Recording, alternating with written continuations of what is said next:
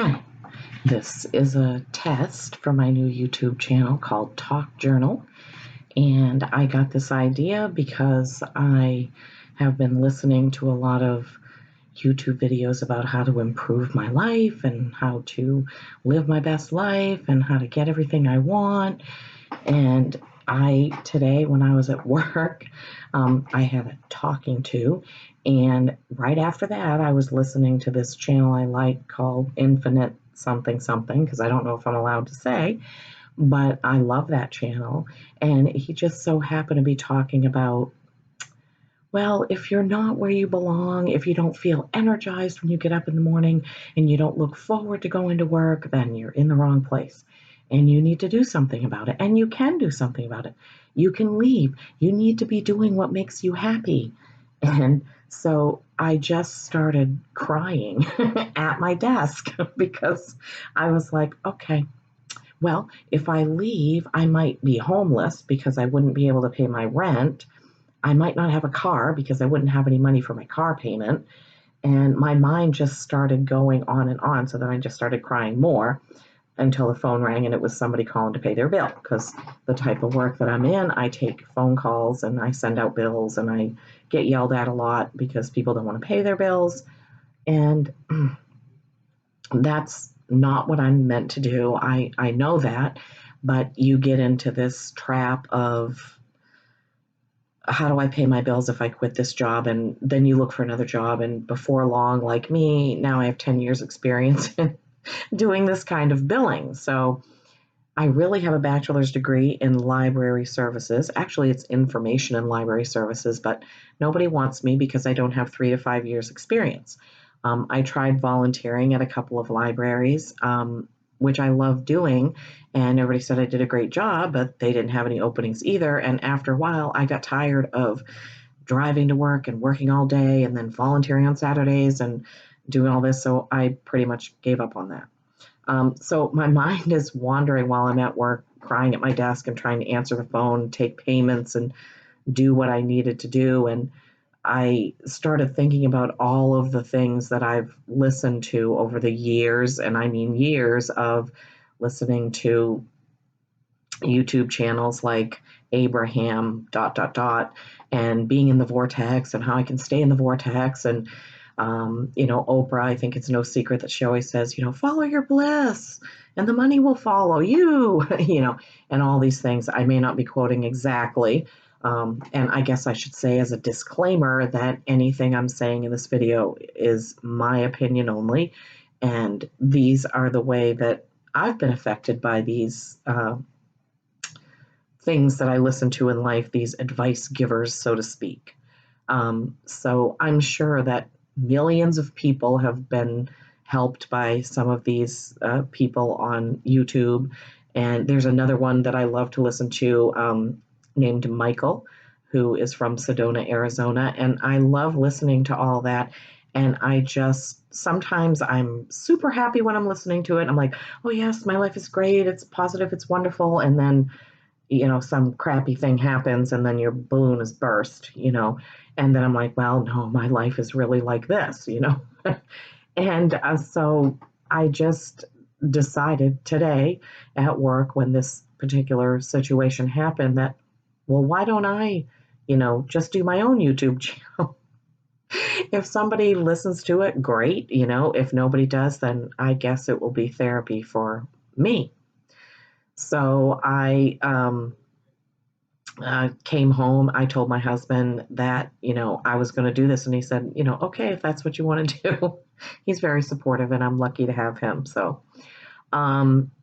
let's just say the infinite blank, blank, blank that I was listening to, I listened to more and more, like for the rest of the day and on my way home, and got more things kept going through my head, like when he says, if you're not at the job that you love, then leave that job and you can change your life. I did, I'm a millionaire and, I can do whatever I want. And, I'm just, flabbergasted by thinking, okay, so how would I get there? What would I do? And he says, well, I started a YouTube channel and I give advice to, millions of people, and I've had a billion minutes of watchers and whatnot, and I'm sure he has. And maybe the fact that I'm doing this YouTube channel shows that he has influenced me, and maybe I'll become a millionaire. I don't know. But anyway, this is going to be my talk journal. And as it says in the description, I really want to be a writer. I really want to write a book. I've always wanted to write books. And my life sidetracked me, I guess you could say, because I got pregnant when I was young, and then I got married, married again. And then 14 years later, I had another baby, and then I dedicated my life to him, and I don't regret any of that. But there wasn't time for me to write a book then. The first time I tried to write a book, I was in fourth grade. I don't know whatever happened to it. It was called Bobby and Me, and it was about me and my Shetland pony. I can imagine that would have been a bestseller. Anyway, and I've since started, I've had some poetry published, and I started writing or compiling my poetry into a book, and then computers changed, and then that disc doesn't work in this computer, and, it just gets lost. Recently, I started writing a book, the same subject that I wanted to write about, which was my relationship with my mother. And I started writing that in pencil in a spiral notebook because I am a bad typist. So I was like, I'll just do it this way. And then my hand would cramp up. Like I would get 2 pages written, and then I'm like, oh, I can't do this anymore. And then, I'd get a couple pages done, and then I'd start crying. And then I'd remember that because my mom has passed away. And then I would remember this or that, or, get mad at this and say, why did she say that? Why did she do that? And so then I put that away, and then I was like, okay, I can't work on that. It's too emotional. So, and then I was talking to my sister a while ago and talking to her about my situation, feeling stuck in my job and how I just don't feel like I can leave it. Obviously, I'm not young.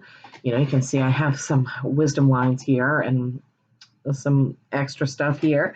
So, if I'm completely honest with you, I just checked the other day on my Indeed.com, and in 18 months, I've applied for 73 jobs. I mean, mind you, I have a bachelor's degree in information and library services and an associate's degree in justice studies. I have a very good work history, but for the past 10 years, I've been doing basically the same thing. It's medical billing and patient collections and things like that. So when I try to get out of that field, my resume is just passed up because I don't have, the experience in whatever field I'm trying to get into. So, that was a little discouraging. And then my mind goes to, oh, well, it's not time for you to get a different job, or the universe isn't ready, or, the universe has another plan, God has another plan, all these sayings. And they come into my mind, of course, so that I settle down, say, okay, well, it must not be time for me to have a job change. Well, it's been 10 years. So when is the time? And this is why I'm saying that some of these inspirational things are cracking me up now, because as I'm looking at the number of years that I've been listening to them, watching them, reading the books, I mean, the Seth material, Ancient Aliens, because, hey, this is not reality, right? This is just a dream, or this is the reality I created. That's a little scary. Like, did I really create this? Did I create the robbery that happened 2 months ago where all my husband's tools got stolen? Did I create that? I mean, some people would say, yes, you did. You must have had some thought about losing that, or he must have been worried about losing his tools, and boom, it happened. Well, I have thoughts about winning Powerball too, but that doesn't seem to be happening. Or Megabucks when I lived back in Maine. So sometimes I just get overloaded with hysterical thoughts about what am I doing? I'm listening to this stuff and I'm trying to live it, and then bang, I'm just back wherever I started. Now, that isn't to say that I'm healthy and I have a very good marriage. I have a wonderful son. I do have a lot of things to be grateful for. And I'm just sitting here going, oh, the background is an empty bookshelf. Well, that's because that's a huge bookcase, and my husband and I are downsizing because we want to do tiny house living or RV living if we can ever find a place to park one. Um, and so I got rid of 4 boxes of books recently so that we could get this bookcase moved out. And my husband's going to build me a new one that's smaller than that. We have another one exactly like it that's also full of books, and I'm getting ready to have to feel like I have to cut off my right arm, but I'm like, okay, these are just things. I don't need to be attached to them. If I really want to downsize and live in a tiny house, then I have to let go of things. And that can be scary for somebody like me who loves books. I mean, I have books that I've gotten at yard sales that are just, old 1930s, and I just like them because they're old. But I'm like, well, is that really important? I mean, I don't know. So, as you can see, I like to talk. It's probably much better for me to do a talk journal than it is for me to try to write a book because I can talk a lot easier than I can type, frankly. I wish I could type like my son. I think the last time he tested himself, he said he typed like 140 something words a minute. And I'm like, or last time I took a typing test, I'll be honest with you, I got like 38 words a minute. And somebody was watching me and I was like really nervous, but I don't type like I'm supposed to, ASDF and all that, because in high school when I was in typing class, I was typing notes to my boyfriend instead of doing the things we were supposed to be doing. So I failed that class. And then I frankly just never learned how to type. I just figured out my own way of typing. So whenever somebody's watching me type, I get really self conscious about it. And then I make mistakes. And so, anyway, I don't even know where I was going with that, talking versus typing, I guess. So, wow, this when I'm watching YouTube videos, I like to click on videos that are like at least 20 minutes long because a lot of times I listen to it when I'm at work or driving to work or driving home from work, which is a lot of my life because I have a 40-minute drive to work and then a 9-hour work day minus my 1 hour lunch and then a 40-minute drive home. Well, that's if traffic is okay. Usually it takes me 55 minutes to get home. So I have a lot of time on my hands. When I'm at work, if I'm just doing paper statements and I'm not on the phone a lot, I can just listen to YouTube because otherwise it's boring as hell. Like I just can't sit there and do the same thing over and over. And so I listen to that. Um, so I only click on things that are going to last a while. Like I don't like to click on things that are 9 minutes long or whatever, unless I can put on autoplay and that person has a whole bunch of videos. So I'm looking at the time on this and it's like 13 minutes. And I'm like, wow, that's all 13 minutes.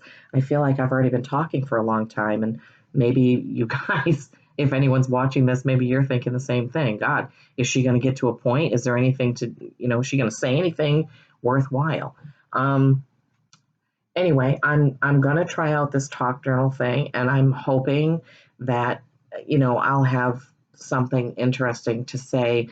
And what I really want to do is make people laugh. I want to be able to laugh at my own situation. I mean, in a good way, not like, haha, your life sucks or anything, but, just kind of ponder these things, get your feedback on, how these types of things affect you.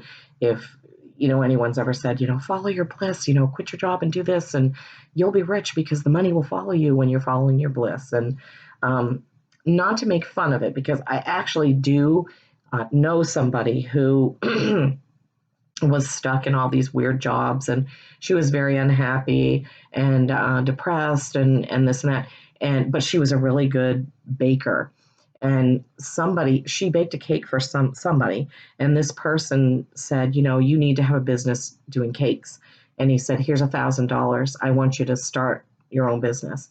And she started doing this from home. And I think she said within 6 weeks, she had paid him back all his money. And then she was on her own. Then, after a few years, she moved into a bigger house in a better location because she was kind of out there and she delivered her cakes, which that made it fun.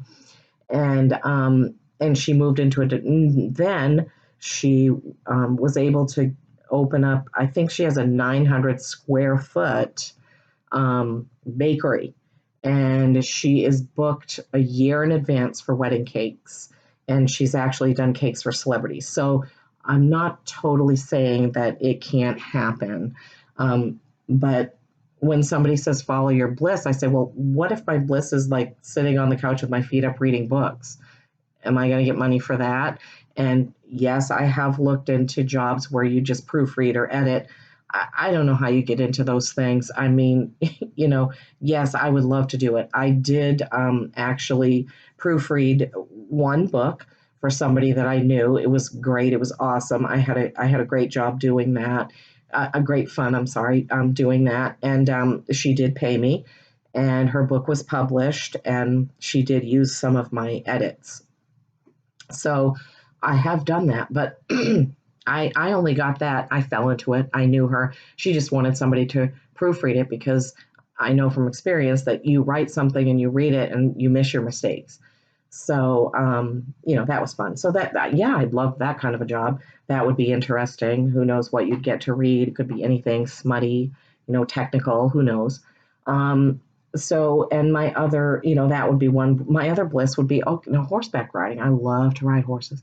I love horses. So, can I just ride horses for a living? I don't know. I don't think so. At my age, I don't think somebody's going to hire me to ride their horses.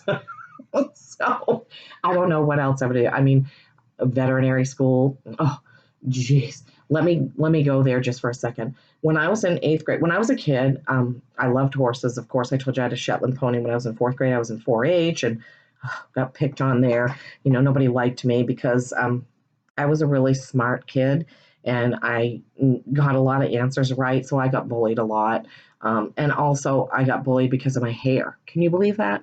These two girls used to pull my hair all the time and push me and stuff. And when we were adults, I said, why did you do that? And they said, because your hair was so pretty. Really? I mean, what? This doesn't make any sense to me, but that's how kids are. Kids are jerks. Some kids are jerks. So anyway, where the hell was I? The veterinarian thing. So I wanted to be a veterinarian. I read all the James Herriot books, whatever they're called. I can't think of it right now because I want to. Um, all God's creatures or something like that. All creatures great and small. There, I got it. So I read, and then there were like 3 books in the series or something. I read that. Then I watched the series when it was on PBS, and I wanted to be the. So, and when I was in 8th grade, I had this teacher, Mrs. L, and everybody, they loved her. She was great, and both my sisters loved her. Oh, I loved her. And so one day we were doing an assignment of, what do you want to be when you grow up? And I said I wanted to be a veterinarian. And she said, oh, you can't do that. You're a girl. Girls can't be veterinarians. So I never thought of that again until I was already, probably in my 20s. And then school was way out of my price range at that point. So I never really thought about it again.